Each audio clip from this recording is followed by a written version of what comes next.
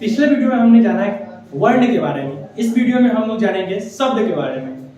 पिछला वीडियो अगर आपने नहीं देखा तो डिस्क्रिप्शन में इसका लिंक दिया हुआ है, जाके वो वीडियो देख लीजिए, तभी आपको ये चैप्टर समझ में आएगा। चलिए अब देखते हैं शब्द के बारे में। शब्द होता क्या है, हिंदी ग्रामर में इसकी क्या भूमिका है, ये एग्जाम में हमें किस तरह से क्वेश्चन पूछता है, ये सब के बारे में इस वीडियो में जानेंगे। सारा कुछ इस वीडियो में ही जानेंगे। चलिए देखते हैं होता क्या है, इसको जानते हैं। तो बोलता है क्या, वर्णों या ध्वनियों के, वर्णों या ध्वनियों, मैंने पिछले क्लास में आपको बताया था वर्ण क्या होता है, ध्वनि क्या होता है। वर्ण मतलब हमारा अक्षर, ध्वनि मतलब जो हम बोलने में जो साउंड आते हैं, जैसे राम, तो राम बोलने में जो राम जिस तरह का साउंड आ रहा है वो क्या कहलाएगा, हमारा वही वर्ड ध्वनि कहलाएगा। वर्णों या ध्वनियों के सार्थक मेल, यानी सार्थक मतलब सही अर्थ, सही मेल जिसका कोई अर्थ निकल जाए, वैसे मेल को शब्द कहते हैं।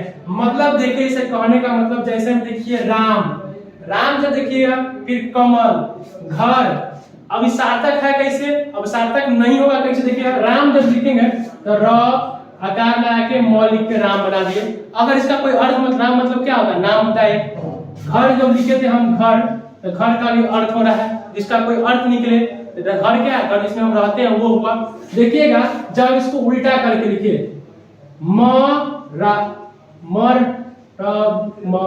इसका कोई अर्थ निकल रहा, मरम। अब घर लिखे थे, इसका हुआ घरम, इसका कोई अर्थ निकल रहा है, तो ये शब्द नहीं कहलाएगा। क्यों? क्योंकि इसका कोई अर्थ नहीं निकल रहा। जिसका अर्थ निकलेगा वही शब्द कहलाएगा, जिसका अर्थ नहीं निकलेगा वो शब्द नहीं कहलाएगा। क्लियर हो गया? चलिए अब हम लोग देखते हैं, उसके आगे देखते हैं क्या कहता है। बोलता है क्या, शब्द के भेद निम्नलिखित आधारों पर किए जाते हैं। मतलब शब्द को निम्नलिखित आधारों पर बांटा जाता है। शब्द को किन किन आधारों पर बांटा जाता है उसको समझते हैं। शब्द को एक दो आधार पर नहीं बांटा, करीब तीन चार आधार, तीन आधार पर बांटा जाता है। देखते हैं कौन कौन है। पहला बोलता है क्या, शब्द को उत्पत्ति के दृष्टि से, बोलता है क्या, शब्द की उत्पत्ति के दृष्टि से, शब्द को उत्पत्ति की दृष्टि से शब्द के चार भेद होते हैं। बोलता है क्या, उत्पत्ति की दृष्टि से शब्द के चार भेद होते हैं। और वो चार भेद कौन है, तत्सम, पहला है तत्सम, दूसरा तद्भव, देशज, विदेशज। अब ये तत्सम क्या होता है, तद्भव क्या होता है, देशज क्या होता है, विदेशज क्या होता है, इसके बारे में हम जस्ट अभी थोड़ा जानेंगे। पहले आप इसका एक स्क्रीनशॉट ले लीजिए।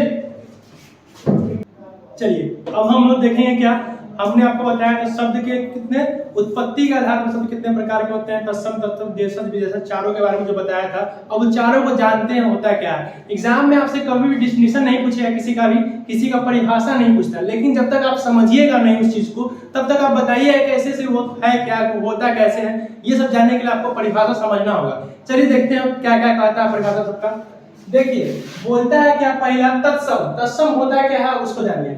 बोलता है क्या, हिंदी में संस्कृत, यानी संस्कृत, संस्कृत के मूल शब्दों को तत्सम कहते हैं। संस्कृत के मूल शब्दों को तत्सम कहते हैं। अब संस्कृत मतलब हुआ क्या, जो हमारे ऋषि मुनि जब पहले के जमाने में जो बोला करते थे, अभी हमारे क्लास 10 में भी पढ़ना है आप लोगों को, तो वही सब संस्कृत का जो शब्द होता है वही क्या कहलाता है, हमारा तत्सम का। थोड़ा हिंदी में संस्कृत के, हिंदी में ना कि संस्कृत में, हिंदी में संस्कृत के मूल शब्दों को तत्सम कहते हैं। लेकिन हिंदी में कौन कौन संस्कृत का मूल शब्द है, फल, आज भी हम फल को फल ही बोलते हैं, पुष्प को पुष्पी बोलते हैं, पुस्तक को पुस्तक ही बोलते हैं, पृथ्वी को पृथ्वी ही बोलते हैं, जगत को जगत ही बोलते हैं। ये सब कुछ शब्द मैंने उदाहरण के रूप में आपको दिया।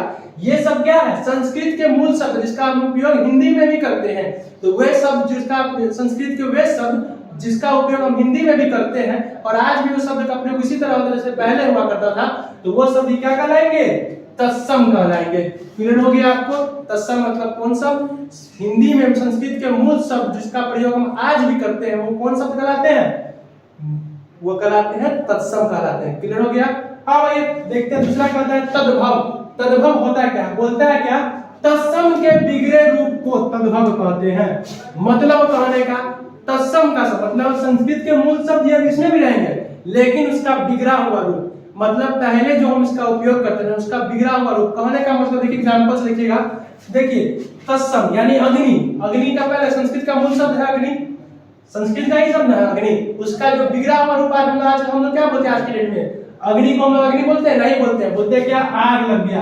कहीं पर आपको बोला जाएगा कहीं पर आग लगे तो आप क्या बोलते हैं, अग्नि लग गया, नहीं, आप बोलते हैं क्या, आग लग गया, ना कि अग्नि लग गया। देखिएगा कब्ज, कब्ज मतलब होता है क्या, कुबर, जैसे कुबरा, इसको आज क्या हम कुबरा बोलते हैं, इसको पहले इसका क्या हो, पीठ हो, ये पीठ होता है, इसका निकला हुआ रहता है, वो ऐसे झुक के चलता है, वो क्या कहलाता है, कुब्ज कहलाता है। इसको हम लोग क्या बोलते हैं, कुबरा बोलते हैं। क्लियर हो गया। मतलब कहने का मतलब क्या, तत्सम के बिगड़े रूप, यानी संस्कृत के मूल शब्द वे मूल शब्द इसका हिंदी में प्रयोग करते हैं, उसको सत्सम कहते थे, लेकिन अब तत्सम का उपयोग हम बिगड़ा रूप, यानी बोलता है क्या, आज के संस्कृत का वह शब्द इसका हम बिगाड़ के उपयोग करते हैं, मतलब उसका शब्द को तोड़ मोड़ देते हैं, अपने मन से मुताबिक अपना नामकरण करते हैं। तो अग्नि को क्या करते हैं, हम आग बोलते हैं। क्लियर हुआ। तो उसको क्या कहते हैं हम लोग, तद्भव कहते हैं। एग्जाम में आपसे क्वेश्चन पूछता है आग कौन सा शब्द है, तो आपको पता होना चाहिए आग किसका था, अग्नि का था। तो अग्नि कौन शब्द है, तत्सम है, लेकिन अग्नि को हम आग कर दिए, बिगाड़ दिए, तो वो कौन सा होगा, तद्भव हो जाएगा। क्लियर हो गया। तीसरा देखिए देशज, देशज मतलब नाम से ही क्लियर है, देशज मतलब देश में बोले जाए, बोलचाल में पाए जाने वाले शब्द को देशज शब्द कहते हैं। मतलब बोला क्या, हमारे देश में, यानी कि आप जिस देश में रहते हैं उस देश में बोलचाल में पाए जाने वाले शब्द को देशज कहते हैं। जैसे देखिए हमारे देश में फुनगी बोला जाता है, फुनगी क्या, पौधा का सबसे ऊपरी भाग जो निकला था, नया नया निकलता है, उसको क्या कहते हैं, लोग फुनगी कहते हैं। तो वो क्या अपने देश में बोला था सिर्फ, अब शायद में जाइएगा ऑस्ट्रेलिया में बोलेगा फुनगी, मतलब समझ में आया किसी को, नहीं ना आएगा, लेकिन अपने देश में बोलेगा फुनगी मतलब तुरंत समझेगा, अरे फुनगी मतलब पौधा का सबसे ऊपरी वाला भाग। क्लियर हो गया। तेंदुआ, तेंदुआ कहने का मतलब क्या हुआ, तेंदुआ जो हमारे यहाँ का, जिस पर टाइगर के टाइप में बोलते हैं, टाइगर जैसा दिखता है, जिसको बाघ जैसा तो कहते हैं, तेंदुआ कबरा रहता है, वही कहता है तेंदुआ। वो सिर्फ अपने यहाँ बोला जाता है, बाहर देश में नहीं बोला जाता है। फिर देखिए लोटा, लोटा मतलब वही लोटा जिसमें हम लोग पानी भी पीते हैं और बहुत सारा काम करते हैं, आप समझदार है, समझ गए होंगे। फिर देखिए पगड़ी, जिसको हमारा क्या होता है, जिसको हम धारण करते, जो क्या, जो सिख लोग यहाँ पे धारण करते हैं, वो पगड़ी, वो सब क्या हमारे देश में ही सिर्फ, देश का शब्द क्या बोलते हैं, हमारे सिर्फ देश में बोले जाते हैं, इसीलिए इसको क्या कहते हैं हम लोग, देशज शब्द कहते हैं। क्लियर हो गया। अब देखिए विदेशज, नाम से ही क्लियर, जो विदेश में बोल चालने पाए, जो शब्द कहां से आया हो, विदेश से आया हो, वो विदेश शब्द। ऐसे बोलते हैं, डेफिनेशन देखते हैं, जिन शब्दों का जन्म विदेश में हुआ हो, जिन शब्दों का जन्म कहां हुआ हो, विदेश में हुआ हो, वो शब्द क्या कहलाते हैं, विदेशज कहलाते हैं। वे शब्द क्या कहलाते हैं, विदेशज कहलाते हैं। जैसे हॉस्पिटल, हॉस्पिटल कहां से आया है, हॉस्पिटल, हॉस्पिटल आपको आया है अंग्रेजों के द्वारा से, अंग्रेजी शब्द है। बुक क्या है, अंग्रेजों के द्वारा शब्द बनाया गया है। देखिएगा आराम, अफसोस, ये सब कैसा शब्द है, ये सब आपको लगेगा इंडिया का वर्ड है, मतलब अपने भारत देश में बोला, नहीं, ये इंडिया का वर्ड नहीं है, ये क्या है, ये फारसी शब्द है, ये सब क्या है, फारसी शब्द है।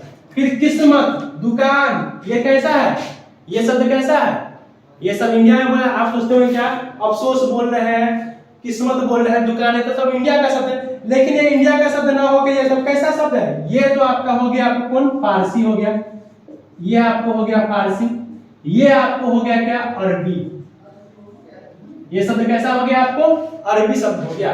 क्लियर हो गया। आप लोग इसका एक स्क्रीनशॉट ले लीजिएगा, उसके हम लोग आगे पढ़ेंगे।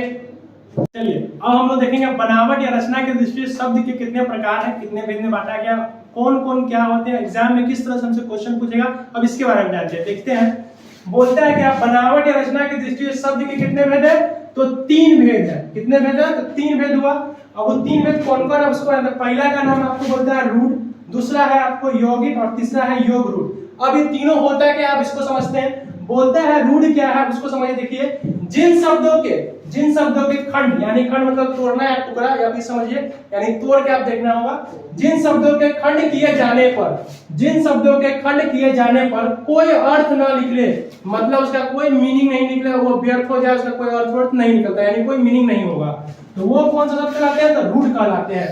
जैसे देखिए यहाँ पर नाक, कान, मुंह, अभी सब आपको अर्थ निकल रहा है, लेकिन जैसे इसको हम तोड़ते हैं, नाक को तोड़ेंगे तो क्या आएगा, पहले न, फिर आकार अ आएगा इसमें, उसका फिर क आएगा, तो इसको कोई अर्थ निकल रहा है। अगर मान लीजिए अगर इस नाक को फिर ना कर देंगे या क कर देंगे, दो को मिलकर बन रहा है, आप कहिएगा सर ना का मतलब तो आ गया, सर ना का मतलब नहीं, तो याद रखिएगा ना नहीं होता, नहीं होता है। ना अपने मन से हम लोग बोल लेते हैं बोलचाल की भाषा में, लेकिन ना का कोई मीनिंग नहीं हुआ, ठीक है। इसीलिए यहाँ पर जब तक नहीं रहता तब हम मान लेते, अगर नहीं दिया रहता तब आप बोलते तब मान लेते, लेकिन ना रहा तो ना का कोई अपना मीनिंग नहीं होता है, इसीलिए इसको कोई अर्थ नहीं निकलेगा, ठीक है। जैसे कान, देखिए कान को अलग कर दे, का प्लस न, दो को मिलकर बन रहा है खंड क्रिया, तो का कोई मीनिंग आएगा? नहीं आ रहा। न का कोई मीनिंग आएगा? नहीं आएगा। इसीलिए इसको कौन सा करते हैं? तो रूढ़ करते हैं, जिसका खंड करने पर कोई अर्थ नहीं निकला है। दूसरा देखिए यौगिक। यौगिक क्या होता है उसके बारे में समझते हैं। ऐसे शब्द जो दूसरे शब्द के मेल से बने हो, वैसे शब्द जो दूसरे शब्द के मेल से बने हो, जिनके सभी खंड सार्थक होते हैं, जिसके सभी खंड का कोई अर्थ होता है, वो कौन सा कहलाते हैं? यौगिक कहलाते हैं। जैसे में देखते हैं समझ में आएगा।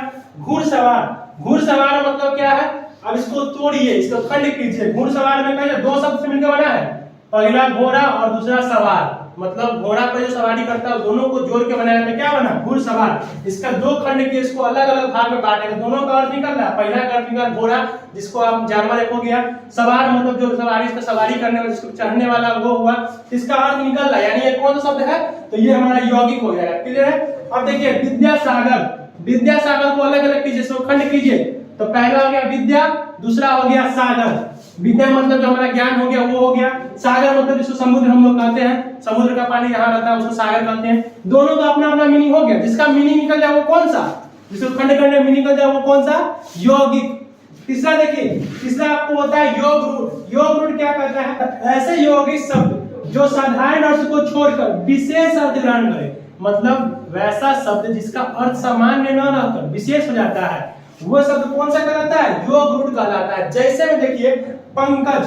पंकज नाम होता है, लेकिन इसका अर्थ क्या होता है? कमल होता है, यानी विशेष होता है। लंबोदर किसके लिए बोला जाता है? गणेश भगवान के लिए बोला जाता है। चक्रपाणी किसके लिए? भगवान विष्णु को बोला जाता है। तो वैसा शब्द जिसका अर्थ समान न रखे, मतलब आपको दिखेगा तो ये चक्रपाणी दिख जाएगा। मतलब पूछ लेगा आपसे चक्रपाणी कौन सा शब्द है, तो आप देखिए चक्रपाणी के इसका अर्थ किसके लिए आता है? इसको किसको बोला जाता है? तो विष्णु भगवान को बोला जाता है। इसका अर्थ क्या है? विशेष हो जाता है। तो वह शब्द कौन सा कहलाता है? तो योग रूढ़ कहलाता है। क्लियर हो गया? आपको देखिएगा इसका कहीं से भी देखने में कोई प्रॉब्लम नहीं होगा। आप पूरा ध्यान से पढ़िए और आप इसका स्क्रीनशॉट ले लीजिए।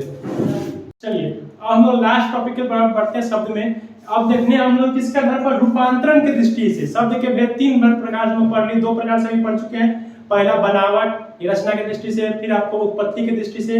अब आपको देखना रूपांतरण की दृष्टि से। लास्ट हमारा टॉपिक है, इसको देख के खत्म करते हैं। देखिए बोलते हैं क्या? रूपांतरण की दृष्टि से शब्द के दो प्रकार है। कितने प्रकार है? दो भेद होते हैं। कौन कौन है? पहला वो कहते हैं विकारी, दूसरा कहते हैं अविकारी। इससे अगर क्वेश्चन आता है, बस आपसे क्वेश्चन एग्जाम में यही पूछता है रूपांतरण की दृष्टि शब्द कितने प्रकार? तो दो प्रकार। बस आपसे यही क्वेश्चन, लेकिन थोड़ा डिटेल में इसको जान लेते हैं।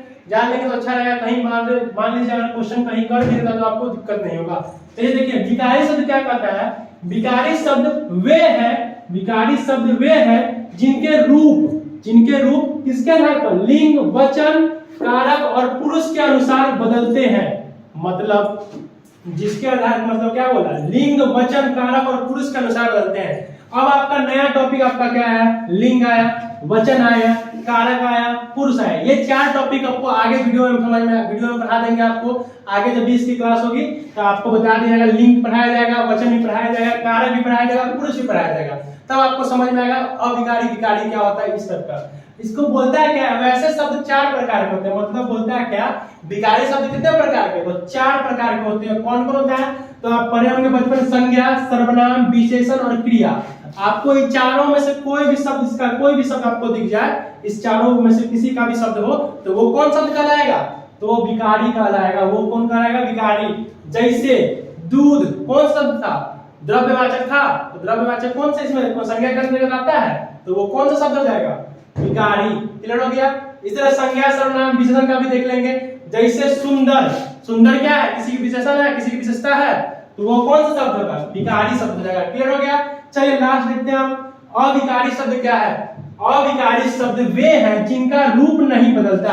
मतलब जो जैसा रहता है वैसे रह जाएगा। पहला वाला में रूप बदल रहा था, किसके आधार पर? लिंग, वचन और कारक और पुरुष के अनुसार। लेकिन दूसरा वाला क्या कहता है? अविकारी शब्द जिनका रूप, लिंग किसी के आधार पर नहीं बदल सकता है। इसमें बोलता है क्या? वैसे अविकारी शब्द कितने प्रकार के? चार प्रकार के होते हैं। कौन कौन? तो आपको क्रिया विशेषण, संबंधवाचक, समुच्चयवाचक और विस्मयादिबोधक।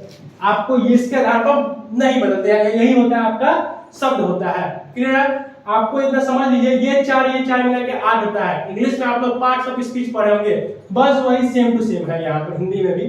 चलिए इसको डिटेल में अगले वीडियो हम लोग जानेंगे किसके बारे में? लिंग, वचन, कारक, ये सब के बारे में आगे वीडियो में जानते रहेंगे। अगर आपको ये वीडियो सब पसंद आ रहा है, अगर आपको ये वीडियो यूजफुल लग रहा है तो आप इसको अपने दोस्तों के पास भी भेजिए, जितना हो सके तो शेयर कीजिए, इस चैनल को सब्सक्राइब कीजिए, लाइक और शेयर कमेंट जरूर कीजिए।